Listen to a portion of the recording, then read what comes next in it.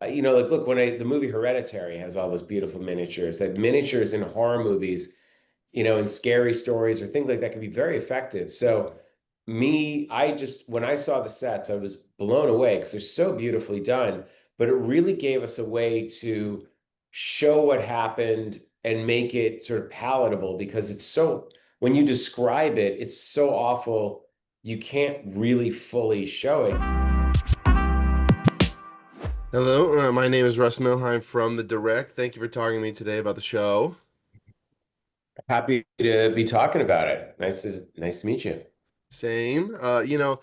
My first question that I just wanted to start with was, when approaching this show, was there a selection progress or process in figuring out what, horrible true story we'd be focusing on, or was it this story that sparked the show as a whole? It was this story that sparked it, and it was Brandon Morgan who had done a podcast about this for Wondery, and it really blew up because he lived there, he grew up there, he was in the same class as Tommy Sullivan, who's the kid who brutally murdered his mother, set fire to the house, and took his own life. And there are so many strange things about the case, and I grew up in Boston, and I remember this happening. And this whole craze of they called it satanic panic took over, where it was the first time that horror movies and heavy metal and anything that seemed evil or satanic got put under the microscope of like, this isn't just entertainment anymore. This is actually evil. And look at Tommy Sullivan. This kid's an altar boy, never did anything wrong, writes a report on Satan, and within 6 weeks, is pledging his soul to the devil and murdering his mother. So I thought, Brandon and I have known each other for a long time, and Brandon said he wanted to turn his podcast into a TV series, and could I help him? And even though I wasn't in New Jersey at the time, I felt like I was the kid that they all looked at like, oh, are you going to be the next murderer because you're really into tech? You're the one wearing my t-shirts were Iron Maiden and Texas Chainsaw Massacre. I just rotated between the two. So I was very much like what everyone saw as the candidate to be the next person who's going to like murder their parents. So, but the story's crazy. And when you look at how he died, it's not clear. It's not just very clear that he killed himself, but this town is still scarred by what happened in, January of 1988. And a lot of people who refused to talk for the podcast listened to the podcast and heard how great it was. And they came out, and this is the first time they're speaking about it. Like Sister Philomena, she's the head mother at the Catholic school. And, she talked on camera, and the stuff she said is just chilling. Well, so yeah, so you mentioned all the people that you're able to talk with that were there and part of this story. How much pushback did the team get for this show and trying to convince these various figures to share their story? Or was it just way easier now that the podcast is out? Way easier. Yeah, the pushback happened during the podcast. The podcast was, why are you bringing this up? Why do you want to reopen old wounds? That the detective who's, the young detective who's there, the first police officers, they're the first on the scene. Those people like, we're not talking. Well, they heard the podcast and they saw how respectful it was. And everyone's like, well, wait a minute. I have more information. There's a lot that got swept under the rug, a lot that got buried that came out even after the podcast.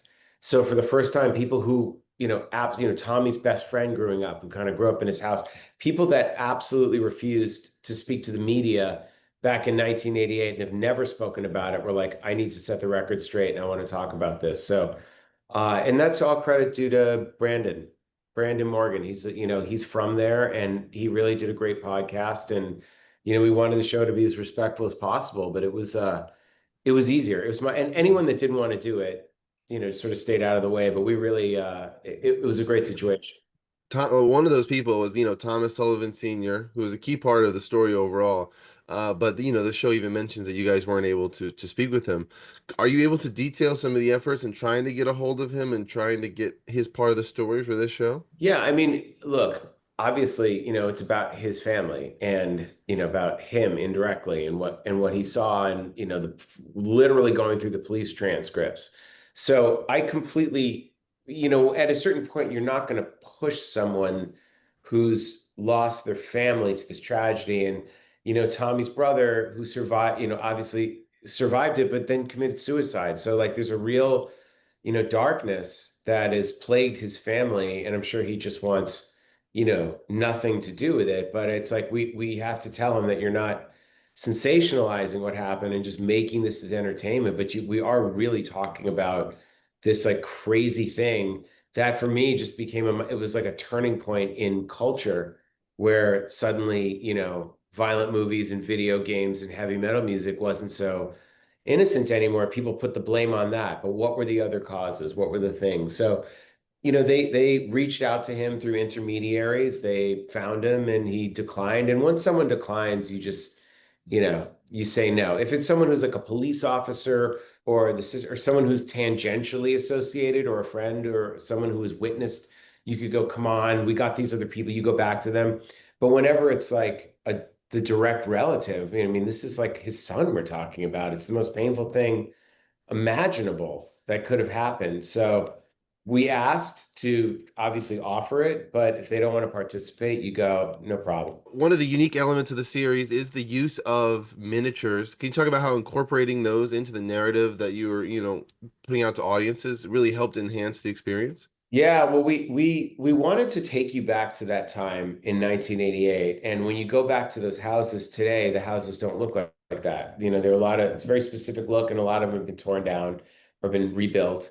So if we went back to Tommy's street, it's not going to look like the way it looked. So you could use photos, there's videotape, like all that kind of stuff. But, it was our director who came up with the idea of doing miniatures and found actually these women in the Midwest that built that they're like miniature builders.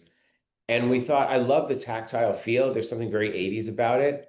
Not shoebox diorama, but something that gives it this kind of handcrafted thing. And like look, the movie Hereditary has all those beautiful miniatures, that miniatures in horror movies, and scary stories or things like that can be very effective. So I just when I saw the sets, I was blown away because they're so beautifully done, but it really gave us a way to show what happened and make it sort of palatable because when you describe it, it's so awful you can't really fully show it because it's just too disturbing. So how do you tell that story in a way that it sparks the imagination and you understand what happened, but do it in a creative, interesting, and artistic way. And I thought it worked great. I mean, it really gave you the sense of the neighborhood, the geography, and even though they're miniatures, you get the feel. You go, oh yeah, I know what that town is like. I can Yeah. picture that. Now, I want to throw in a real quick unrelated topic, but just because it's also so recent and your work is amazing. You are now attached to the Hostal TV series on Peacock, which is awesome news. I was just wondering, when does that go into production? When can fans hope to maybe see that show happen? That news leaked a little early, so Oh, we're like, "Wait, what?" They found out. Like, so we were waiting until we got a little bit farther along and could answer those questions. So the shorter answer is, I don't know. We have to kind of line up everybody's schedules. So the press got a hold of that story before we were ready to be like.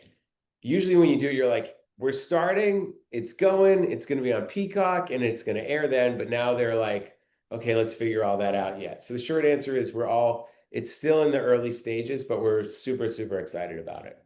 are you able to tease how that show is going to differ from the movie experience at all, even if vaguely?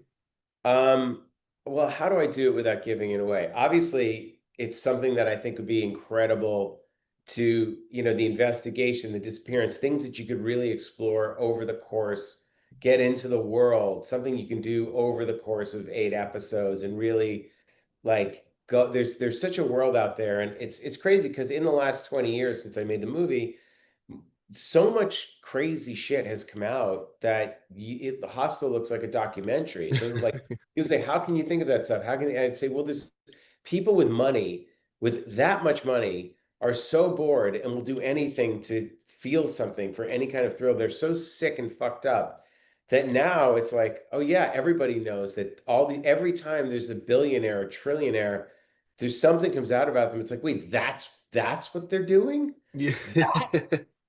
That's what they choose to do. With all that money they have, they're doing that? What?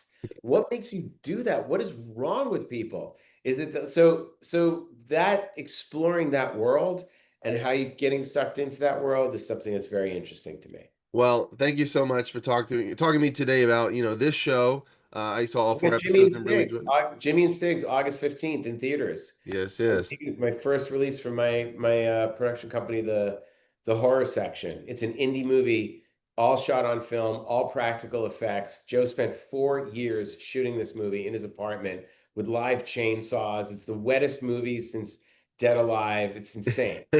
Yeah, and I'm releasing it unrated theatrical. So if people want to see, and I did some fake trailers for it. So if people People want love the fake trailers, to, so yeah, the fake trailers are nuts. So it's a fun night at the movies. well, thank you again, sir. And I look forward to everyone else getting to see the show. August 31st, Let the Devil In on MGM Plus.